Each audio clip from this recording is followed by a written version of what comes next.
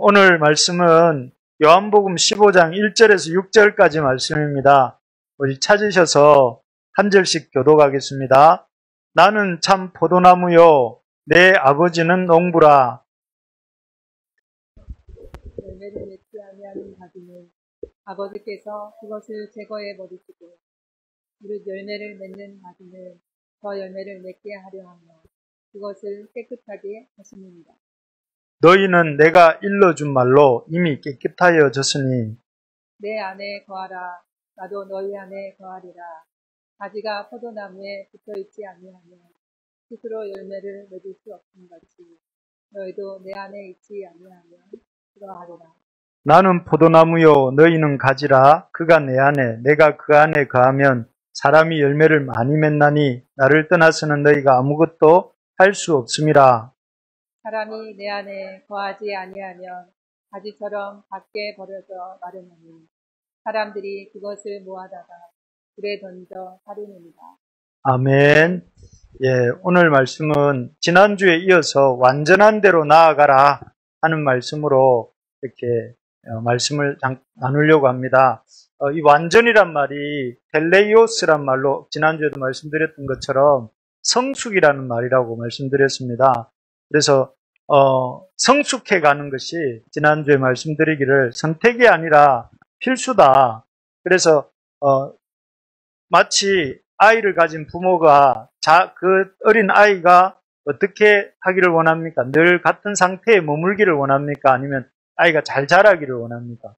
자라기를 원하겠죠. 그런 것처럼 하나님께서도 하늘에 계신 우리 아버지가 되시기 때문에 우리 아버지이신 하나님께서는 우리가 성장하기를 원하십니다. 그래서 우리를 향해서 그 히브리서 그때 말씀처럼 완전한 대로 성숙하는 대로 나아가라 이렇게 말씀하세요. 그래서 우리 하나님이 우리를 향한 뜻은 우리가 성숙해지기를 원하신다 하는 것이죠. 그래서 이 성숙이란 뭔가 우리 지난주에 잘 안 넘어가네요. 성숙의 세 가지 모습을 우리가 그때 나누었는데 첫째는 소망을 가지고 달려가는 사람이 되는 것이 그 성숙의 모습이다.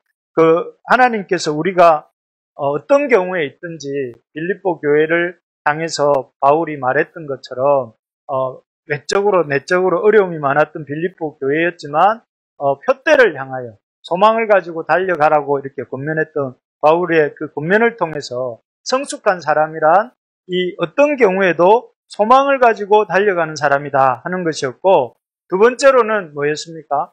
몸 전체를 생각하면서 다른 사람을 섬길 줄 아는 사람이 성숙한 사람이다 이렇게 말씀했습니다. 그래서 어떤 이 경우에도 이 다른 이들을 먼저 생각하고 다른 몸의 부분들을 생각하면서 섬길 줄 아는 사람이 성숙한 사람이다. 그리고 세 번째가 이 복음을 전파하고 다른 사람을 가르칠 줄 아는 사람.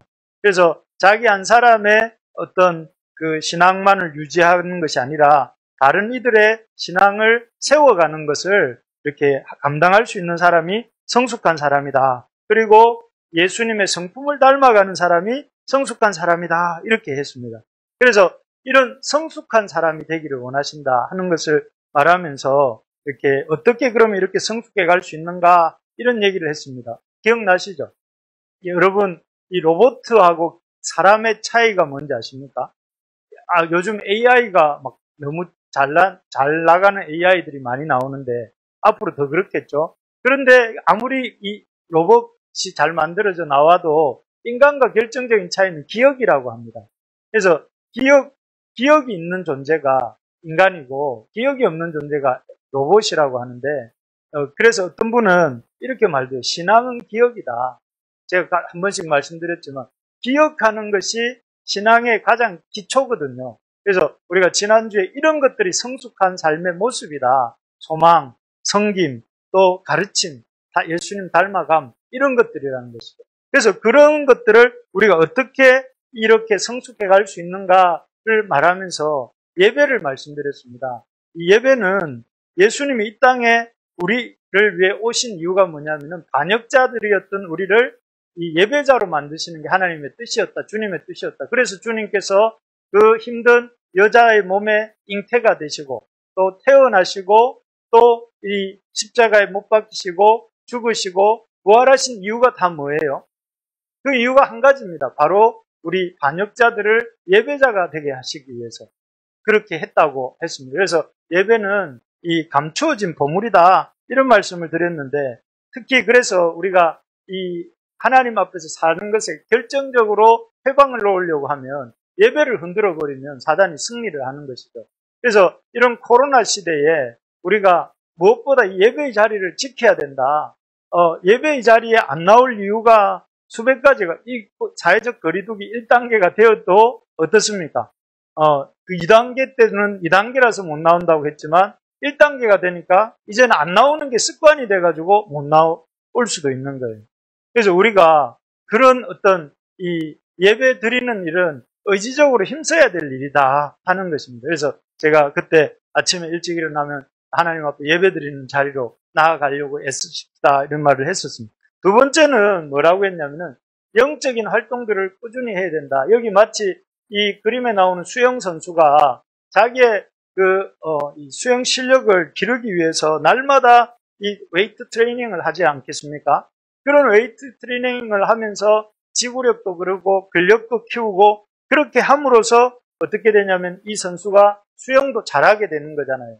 마찬가지로 우리가 영적으로도 하나님 앞에서 성숙해 가려면 이 영적인 활동들, 여기 말씀을 묵상한다든지 예배를 드린다든지 친교를 나눈다든지 기도 또 성김 이런 것들을 꾸준히 해야 되는 것입니다. 그래서 이거 별거 아닌 것 같지만 우리가 이 예배만 열심히 혼자 이렇게 집에 앉아서 예배만 드리는 것이 아니라 친교도 해야 되고 또 기도도 하고 성김도 해야 이런 것들이 다 복합적으로 우리의 근육을, 영적 근육을 활발하게 이렇게 만들어주고 또 그래서 힘이 생기면 된다고 이렇게 우리가 성숙해 가게 된다고 말씀합니다.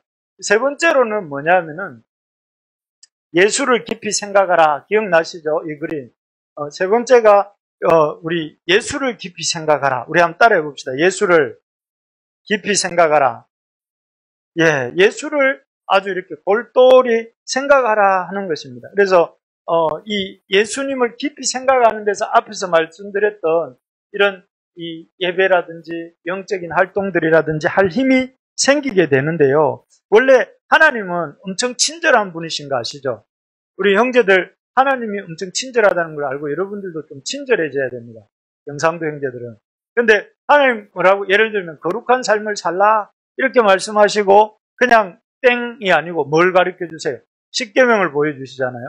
하나님 또 기도하라 이렇게 말씀하시고는 또 뭘 가르쳐 주세요? 주기도문을 딱 가르쳐 주시잖아요. 이렇게 기도하라 이렇게 말씀하시잖아요. 하나님은 예를 들어서 깊이 예수를 깊이 생각하라 히브리서 말씀에서 이렇게 말씀하실 때 그냥 깊이 생각하라 말씀하고 땡 하시는 게 아니라 예수님을 어떻게 깊이 생각할 수 있는가에 대해서 보여주시는 본문이 오늘 이 15장 1절에서 6절까지 말씀입니다. 그래서 이 본문을 통해서 우리가 이렇게 예수님을 깊이 생각하는 삶을 살게 하시기 위해서 주님께서 쉬운 비유를 하나 들어주십니다. 그게 뭐냐면은 이 15장 5절에 나오는 것처럼 나는 포도나무요 너희는 가지다 하는 이 말씀입니다. 여기 한번 보시면 알겠지만 여러분 이 말씀에서 뭐라고 하시냐면 주님이 포도나무가 되시고 우리는 그 주님의 가지가 된다 하는 말씀.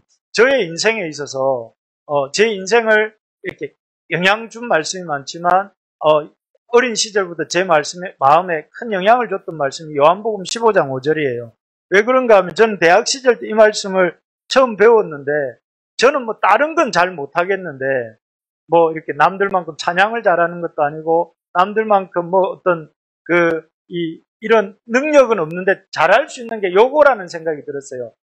내가 주님한테 붙어 있는 것, 내가 그 안에, 그가 내 안에 주님께 가지가 나무에 붙어 있듯이 주님께 붙어 있는 것은 내가 잘할 수 있겠다 생각하고 늘 이렇게 예배에 빠지지 않고 나오고 안 믿는 저였는데 대학 들어오기 전에 안 믿는 저였는데 졸업할 때까지 예배를 한 번도 안 빠졌던 걸 보면 제가 이 말씀에 무지 영향을 받았던 거예요. 늘 다른 건 모르겠지만 붙어 있어야 되겠다. 그래서 예배에도 나오고 뭐 큐티 모임 한다고 하면 큐티 모임도 나가고 GBS 그룹 바이블 스타디를 한다고 하면 거기에 나가고 이렇게 할 때 했었는데 그 결과 저희가 여기까지 오게 된 것 같아요. 만약에 그러지 않았으면 믿음의 자리를 못 지켰을 수도 있는데 제 마음속에는 늘 이 말씀이 있습니다. 내가 그 안에 그가 내 안에 있으면 이 사람은 많은 열매를 맺는다. 그래서 우리 형제 자매들도 이 사실을 잘 알았으면 좋겠습니다. 여러분들은 가지가 아니고 나무가 아니고 가지라는 사실, 포도나무가 아니라 가지라는 사실인데 특별히 알아야 될 게 뭐냐면은 어떤 가지냐면은 이런 가지입니다. 한번 읽어볼까요? 우리는 어떤 가지예요? 접붙임이 된 가지. 이 말이 좀 어려웠기 때문에 그림을 보면서 이렇게 우리 한번 보시면 이 나무에 가지가 있습니다. 그런데 이 나무에 원래 있던 가지가 여기 로마서 11장 17절에 보면 이 창감람 나무인데 이 나무가 이 창감람 나무에 원래 가지가 열매를 못 맺어요. 그러니까 그 가지를 잘라버리고 돌감람나무 가지를 올리브죠. 감람나무가 올리브나무거든요. 올리브나무 가지를 이렇게 이 나무에 이렇게 요만치 들어갈 자리를 만들어서 이렇게 꽂고 난 뒤에 이렇게 칭칭 감아줬어요. 이게 접붙임입니다. 원래 나무에 자기 나무가 아니지만 이 다른 가지를 그 나무에 이렇게 붙이는 것을 접붙임이라고 하는데 그러면 이 접붙임 받은 돌감람나무 가지는 어떻게 해야 될까요? 그냥 이렇게 뭐 이렇게 영양분이 마치 나무에 붙어 있는 나무늘보가 건들건들하면서 이렇게 영양분이 들어오면 들어오고 안 들어오면 안 들어온다 이런 식으로 건들건들하면서 진액과 수액을 안 빨아들이고 있어도 되겠습니까? 이 나무가지 입장이라면 돌감람나무 가지 입장이라면 필사적으로 이 창감람나무로부터 이 진액도 그다음에 수분도 빨아들여야 되지 않겠습니까? 제 말 듣고 계시죠?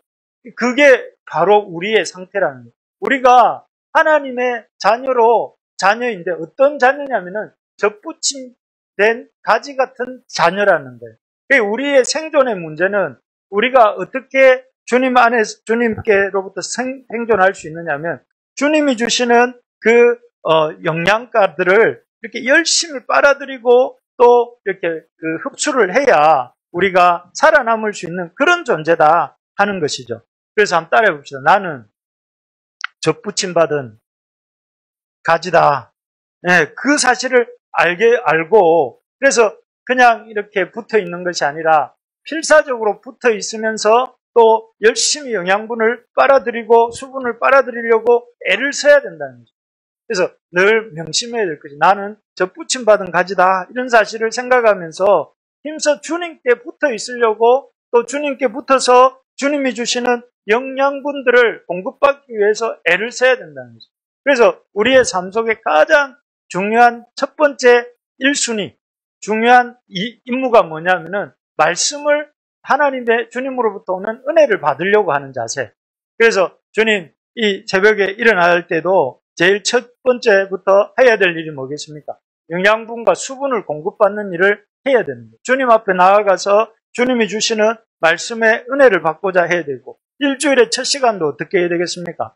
일주일의 첫 시간도 내가 이 은혜의 영양분을 받아야 되겠다 하고 주님 앞에 나오고 또 그렇게 이 계속해서 모든 일의 첫 순위를 주님 앞에 서는 일로 할 때에 거기서 뭐가 나타나느냐면 풍성한 영양분을 공급받게 되고 우리가 이 열매를 맺게 된다는 것입니다. 그래서 우리가 기억해야 될 게 완전한 대로 나아가기 위해서 예수님을 깊이 생각해야 되는데 그 첫 번째가 바로 주님의 접붙임 받은 가지라는 사실을 우리가 아는 것이죠.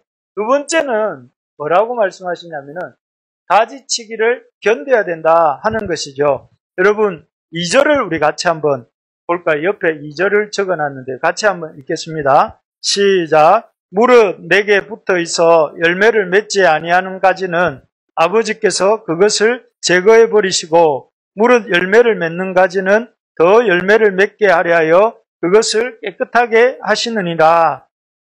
여러분 여기에 보이는 이 그림이 뭔 것 같습니까? 이게 포도나무입니다. 포도나무. 근데 잘 보면 꼭 이렇게 잡목 같죠. 그냥 이렇게. 이게 뭐냐면 이발하지 않은 포도나무. 이게 농부가 가지치기를 하지 않고 버려둔 이 포도나무는 이 가지가 사방팔방으로 분수가 이렇게 차오르듯이 이렇게 퍼져 있어요. 그러면 이 포도나무는 열매를 잘 맺을 수 있을까요? 없을까요? 그래서 포도나무는 사실 이렇게 가만히 내버려두면 자기 멋대로 자라나려고 하는 그런 성향을 가진 식물이 포도나무라고 해요.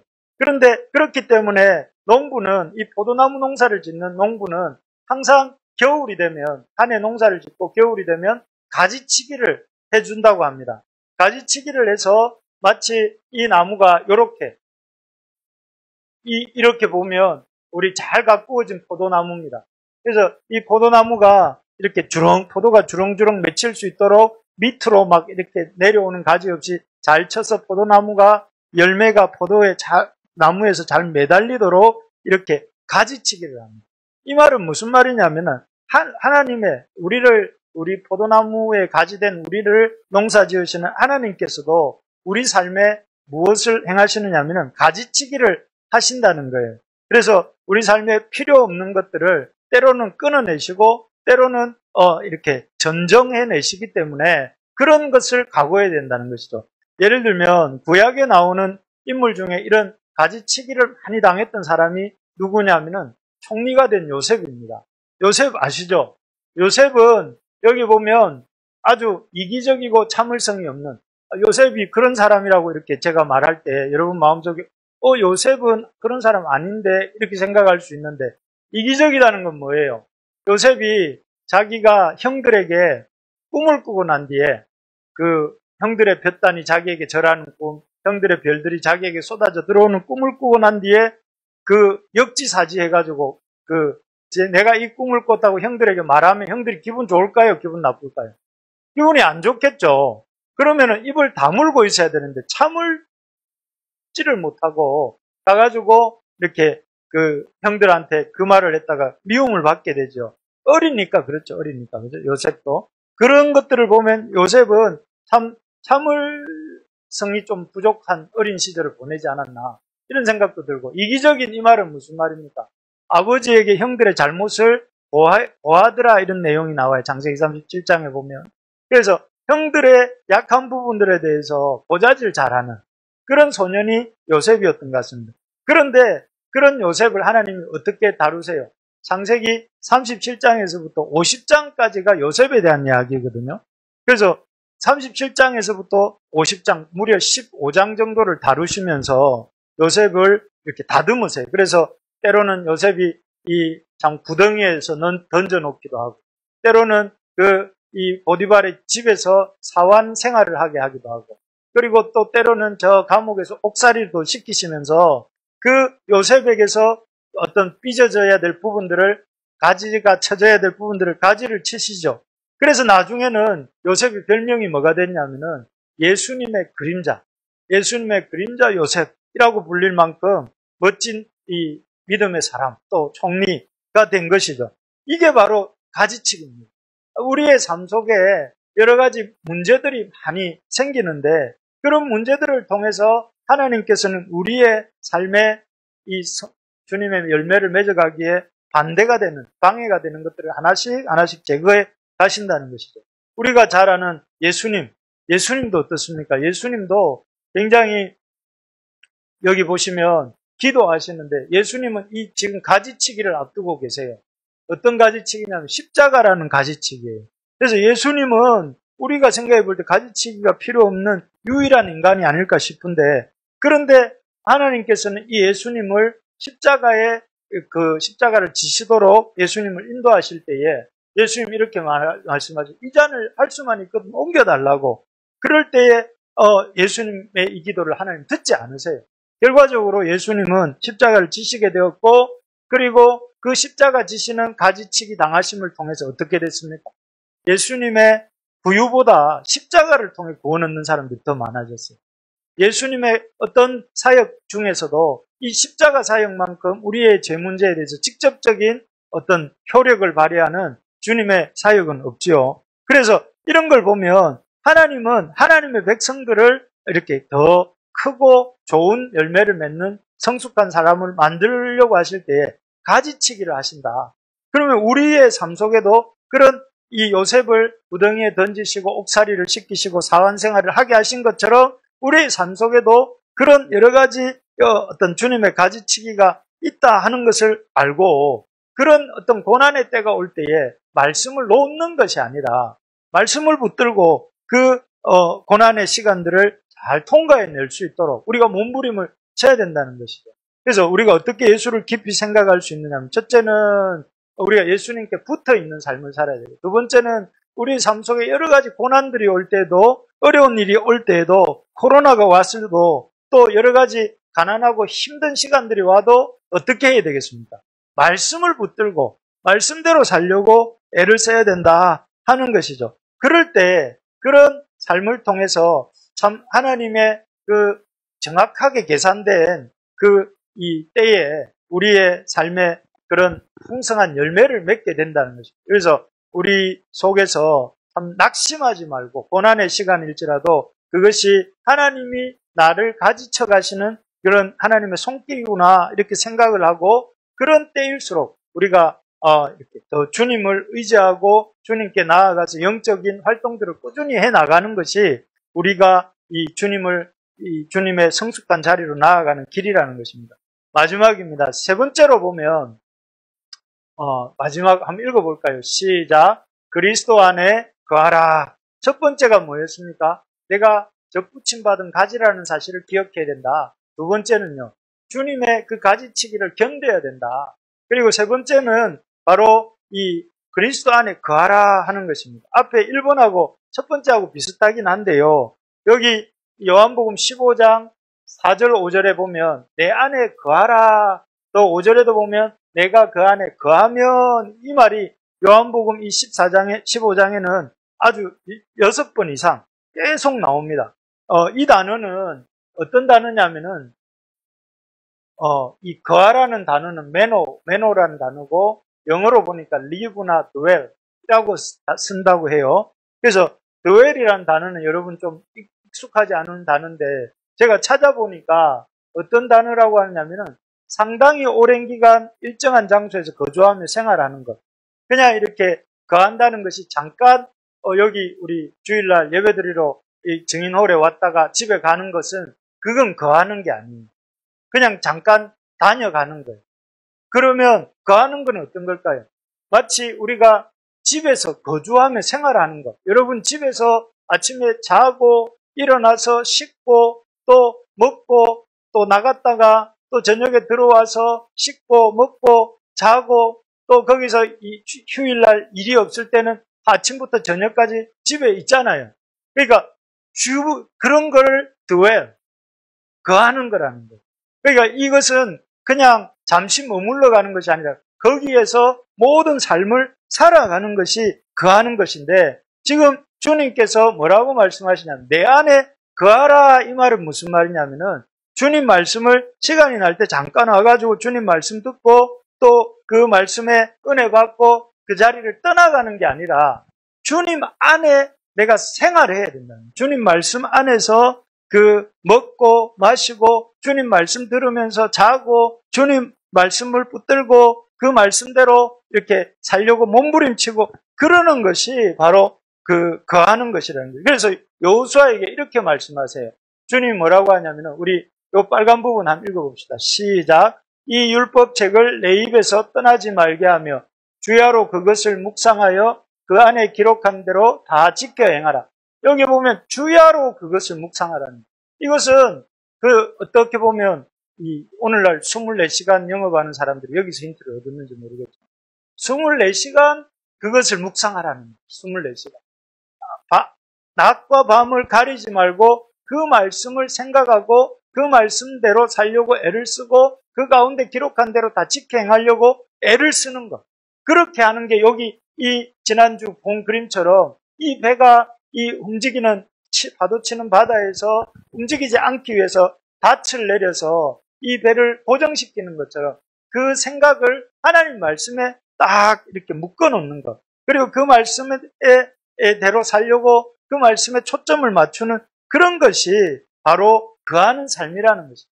여러분, 우리가 어떻게 살아야 살아낼 수 있다고 하느냐면 이렇게 거해야 된다는. 그래서 우리 읽지 않았지만 이렇게 하지 않으면 15장 6절 한번 보시면 제가 PPT는 안 만들었지만 제가 읽어드릴게요. 사람이 내 안에 거하지 아니하면 어떻게 된다고 하느냐면 가지처럼 밖에 버려져 마르나니 사람들이 그것을 모아다가 불에 던져 사르느니라.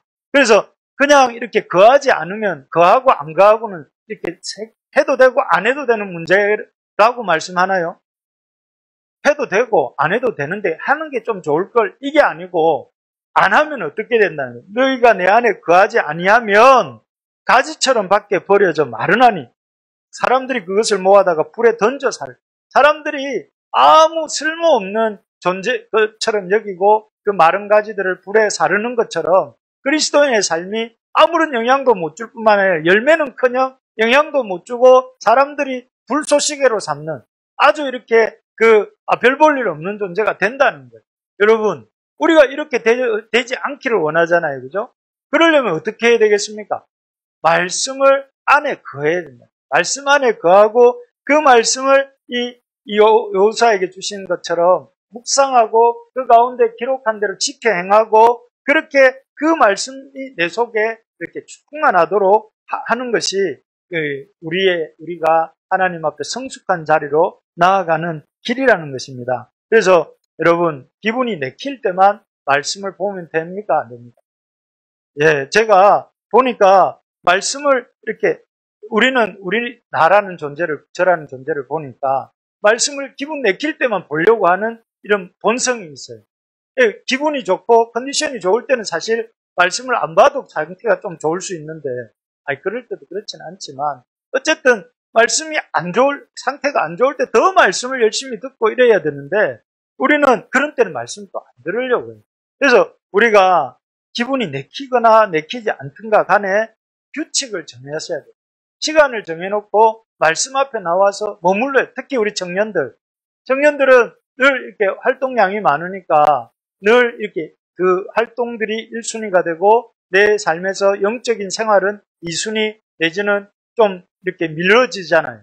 그렇게 되면 안 되고 항상 이 말씀이 첫 순위에 올라갈 수 있도록. 그래서 옛날에 그런 유머도 있었지 않습니까? 새벽 기도에 나가는 형제 또는 자매와 결혼해야 될 이유, 이래가지고 옛날에 많이 그 온라인상에 글이 다닌 거 여러분 본 적 있으시죠? 지원관사 본 적 있으시죠? 거기에 보면 왜 새벽 기도를 해야 되는가, 새벽 기도하는 누구와 결혼을 해야 되는가 라면서 이렇게 있는 걸 제가 젊을 때 읽었던 기억이 납니다. 뭐 다 옳은 건 아니지만 상당히 옳은 부분도 있다고 저는 생각이 들어요.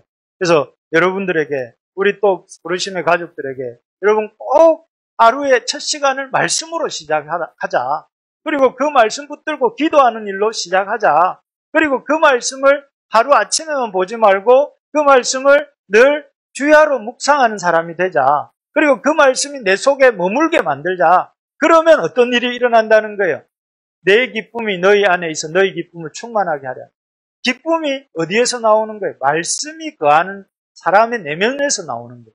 여러분, 오늘 찬양하는 중에 찬양할 때 왕이신 하나님에 대해서 생각을 해보니까 여러 가지 걱정거리, 염려거리가 참 저에게도 많은데, 왕이신 주님이고 나는 그분의 신하고 그분의 백성인데 그렇다면 왕이 책임지지 않을까? 이런 찬양함 중에 내 마음속에 그런 마음이 들었고 마음이 참 기뻤어요. 순간적으로 기쁘고, 그래서 하나님 말씀을 묵상하고 말씀이 내 속에 들어오니까 내 마음에 참 기쁨이 생기더라고요.